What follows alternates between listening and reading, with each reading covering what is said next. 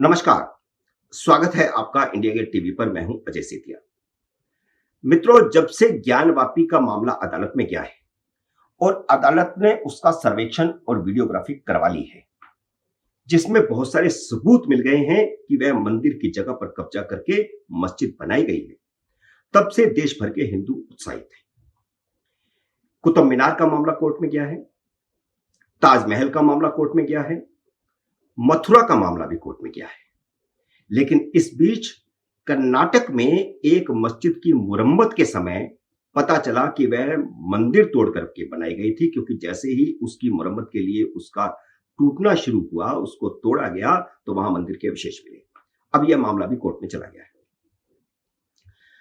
पुराने मंदिरों को तोड़कर जिस तरह मस्जिदें बनाई गई, या ताजमहल बनाया गया, या कुतुब मीनार बनाया गया, उन्हें फिर से हासिल करने के लिए हिंदुओं ने अदालतों का दरवाजा खटखटाया है। और अदालतों ने भी 1991 के वर्शिप एक्ट को खारिज करना शुरू कर दिया है। इससे भारतीय मुगलों की औलादों में हड़कंप मच गया है। देश में अनेक हिंसक वारदातों के लिए जिम्मेदार मुस्लिम आतंकी संगठन पीएफआई ने मोदी सरकार, अदालतों और हिंदुओं का मुकाबला करने के लिए चेतावनी देते हुए मुसलमानों से एकजुट होने की अपील की है। यह अपील 1946 की जिन्ना की डायरेक्ट एक्शन जैसी है, जिसमें 50,000 हिंदुओं का कत्ल कर दिया गया था।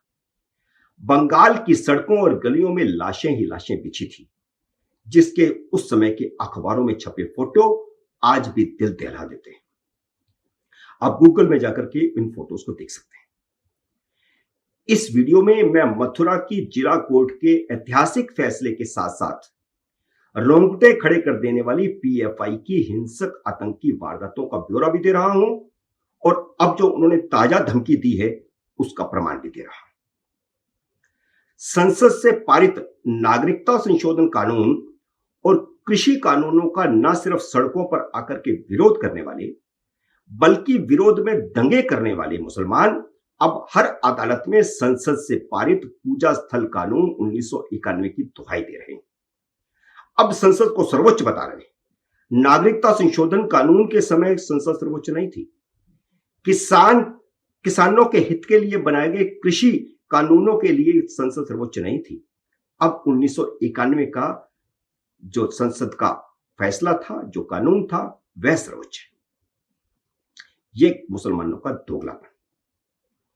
ज्ञानवापी मंडप के मामले में वर्शिप एक्ट की दुहाई देने के बाद श्री कृष्ण जन्मभूमि मामले में भी कोर्ट में वर्शिप एक्ट की दुहाई दी गई है।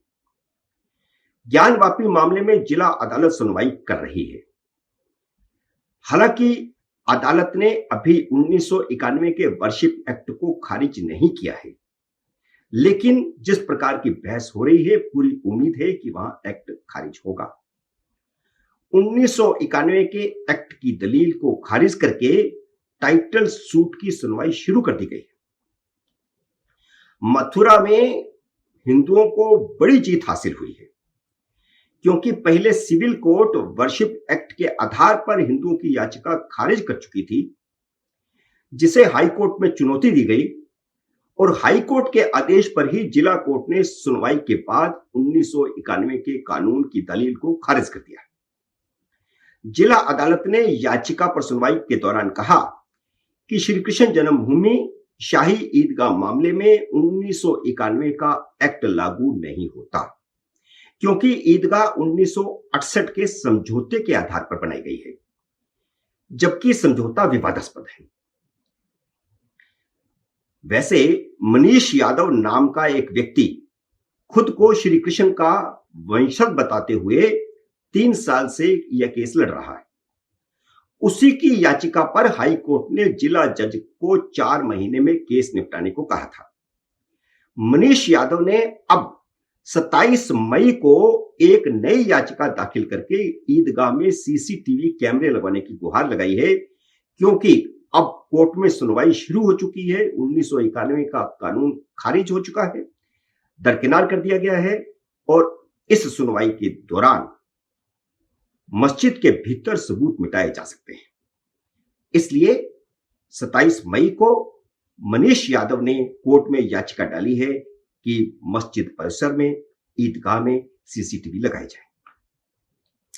इससे पहले जिला कोर्ट ने अपने आदेश में कहा कि याचिकाकर्ताओं ने 1968 के हिंदू मुस्लिम समझौते की डिक्री को चुनौती दी है। समझौते और समझौते की डिक्री दोनों को चुनौती दी है। इस पर प्लेसेस ऑफ वर्शिप एक्ट 1991 की धारा 4(3) भी लागू नहीं होगी। एक्ट की धारा 4 की उपधारा 2 में साफ किया गया है कि एक्ट पहले से कोर्ट की ओर से सुलझाए गए या समझौता कराए गए मामलों पर लागू नहीं होता है।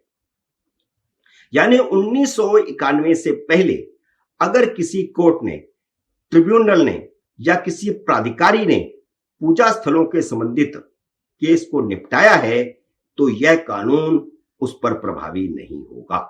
वे ओपन हो सकते हैं और यह मामला वही है। ऐसे में कोर्ट ने इस मामले की सुनवाई होगी, सभी पक्ष कोर्ट में अपनी दलील पेश करेंगे। यह कोर्ट का फैसला है।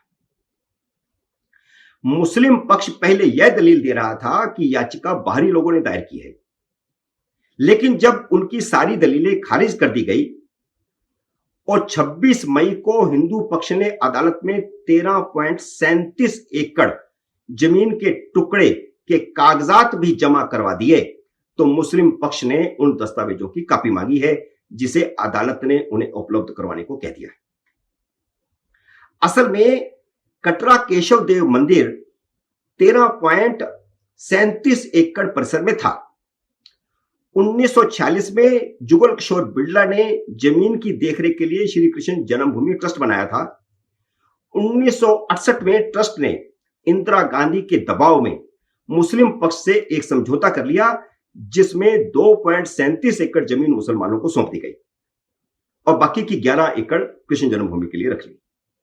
यही विवाद है कि यह जो ट्रस्ट था इसे कोई अधिकार ही नहीं था। रंजना अग्निहोत्री, विष्णु शंकर जैन आदि की याचिकाओं में समझौते को ही अवैध करार दिया गया है क्योंकि ट्रस्ट को अधिकार ही नहीं था कि वह समझौता करे।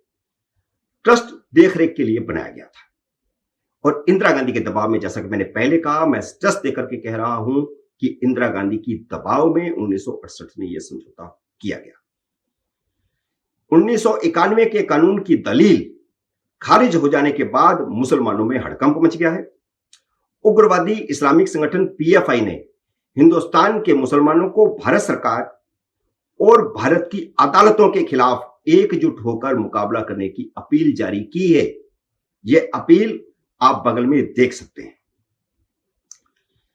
यह वही कट्टरपंथी मुस्लिम संगठन है जिसके 23 मई के केरल में निकाले गए एक जुलूस में हिंदुओं और ईसाइयों को अपनी अर्थियां खुद सजाने के नारे लगाए गए थे। उसका वीडियो भी मैंने अपने पहले के एपिसोड में दिखाया था, जिसका लिंक डिस्क्रिप्शन में दे रहा हूं, आप उसको दोबारा देख सकते हैं। हालांकि बाद में जब पुलिस कार्रवाई शुरू हुई तो पीएफआई ने उस वीडियो को गलत बताया है जिसमें उन्हीं के जुलूस में एक बच्चा नारे लगवा रहा था। पीएफआई ने कहा कि उस बच्चे की ओर से लगवाए गए सारे नारे अधिकृत नहीं थे, लेकिन पीएफआई के वर्कर तो उसके पीछे नारे लगा रहे थे और फिर अगर वे नारे अधिकृत नहीं थे तो उसे किसी ने रोका क्यों नहीं? भीड़ उसके पीछे नारा क्यों लगा रही थी? इससे पहले नागरिकता संशोधन कानून की मुखालफत के समय भी पीएफआई पर दिल्ली में हिंसा भड़काने और फंडिंग के आरोप लगे थे। करौली और जोधपुर हिंसा में भी पीएफआई का हाथ होने का संदेह है। उत्तर प्रदेश और असम में नागरिकता संशोधन कानून और नागरिकता रजिस्टर को लेकर हुए प्रदर्शन के दौरान भी हिंसा भड़काने में पीएफआई का हाथ था। कर्नाटक के हिजाब आंदोलन के पीछे भी पीएफआई का हाथ था। अब उसने सरकार, अदालतों और हिंदुओं के खिलाफ डायरेक्ट एक्शन की धमकी दे दी है। यह वैसा ही डायरेक्ट एक्शन है जैसा 1946 में जिन्ना ने दिया था, जिसमें 50,000 हिंदुओं का कत्ल कर दिया गया था। 26 मई की रात को जारी अपने बयान में पीएफआई ने अपने 24 मई के प्रस्ताव का जिक्र किया है, जिसमें उसने कहा है कि मथुरा की कोर्ट को हिंदुओं की याचिका मंजूर नहीं करनी चाहिए थी। सरकार या अदालतें मस्जिदों के खिलाफ जो कार्रवाई करेंगी उसका विरोध किया जाएगा। देखिए, सरकार और अदालतें दोनों की बात कही गई। मुसलमान अदालत को नहीं मानता है, यह बार बार सामने आ रहा है और इस पीएफआई के बयान में साफ साफ यही नजर आ रहा है। 2006 में सिमी पर प्रतिबंध लगाए जाने के बाद सिमी के ही आतंकवादी कार्यकर्ताओं ने 17 फरवरी 2007 को केरल में पीएफआई का गठन किया था। केरल में आरएसएस के कई कार्यकर्ताओं की हत्याओं में पीएफआई के कार्यकर्ता गिरफ्तार किए जा चुके हैं। उनमें एक कार्यकर्ता तो जमानत लेने के बाद फरार हो चुका है। देश के 24 राज्यों में पीएफआई अपनी ब्रांचें खोल चुका है, जिनमें मुसलमानों को हिंदुओं के खिलाफ हिंसक वारदातों की ट्रेनिंग दी जा रही है। इसके सबूत मिले हैं। केरल में पिछले दिनों जब पीएफआई के कार्यालय पर छापा मारा गया तो वहां हथियार मिले हैं। जोधपुर में अभी हाल ही में हथियारों के साथ पीएफआई ने एक प्रदर्शन किया और सरकार की इजाजत से प्रदर्शन किया। पीएफआई वहां ज्यादा काम कर रही है जहां जहां गैर भाजपा सरकारें हैं। अपने कार्यकर्ताओं के लिए पीएफआई ने सेना से मिलती जुलती एक वर्दी बनाई है, लेकिन उसका रंग नीला है, जो जुलूसों में इस्तेमाल की जाती है। जुलूसों में वो पहन कर आते हैं। आम आदमी पार्टी के समर्थन से पीएफआई ने अपना हेडक्वार्टर केरला से दिल्ली में शिफ्ट कर लिया है और शाहीन बाग में कार्यालय खोला गया है। शाहीन बाग वही इलाका है जिसे धुरी बनाकर नागरिकता संशोधन कानून और एनआरसी के खिलाफ पूरे देश में 100 दिन तक सबसे लंबा आंदोलन चला था, जो बाद में हिंसक हो गया था। दिल्ली में दंगे हुए थे जिसमें अनेक लोग मारे गए थे। उत्तर प्रदेश में हिंसा की अनेक घटनाओं में पीएफआई का कनेक्शन सामने आ चुका है। सीएए के खिलाफ आंदोलन के दौरान दिसंबर 2019 में लखनऊ को हिंसा की आग में जलाने की कोशिश की गई थी। दिल्ली में तो जल ही गया था। प्रदर्शनकारियों ने लखनऊ की सूरत ही बिगाड़ कर रख दी थी। पुलिस ने जिन लोगों को गिरफ्तार किया है उनमें से 3 पीएफआई से जुड़े हैं। इसके अलावा पुलिस ने यूपी के शामली में 4 अन्य लोगों को गिरफ्तार किया है। इन सभी का कनेक्शन भी पीएफआई से था। केरल में पीएफआई की तरफ से धर्म परिवर्तन और लव जिहाद की फैक्ट्री चलाने की खबरें आ चुकी हैं। केरल के कई युवक ऐसे हैं जिन्होंने आतंकवादी संगठन आईएसआईएस को ज्वाइन किया है। एनआईए की एक रिपोर्ट में केरल के कन्नूर में आईएसआईएस के एक कैंप बनाए जाने और 23 लड़कों को हथियार चलाने की ट्रेनिंग देने की बात भी सामने आई थी। इसी रिपोर्ट में पीएफआई पर कई गंभीर आरोप लगाए गए थे। पता नहीं भारत सरकार किसका इंतजार कर रही है कि सिमी की तरह पीएफआई पर प्रतिबंध नहीं लगाया जा रहा। मथुरा के मामले में जिस प्रकार का रूप पीएफआई ने दिखाया है वह खतरे की घंटी है। इसे भारत सरकार को समझना होगा, केरल सरकार को समझना होगा और यूपी सरकार को भी समझना होगा।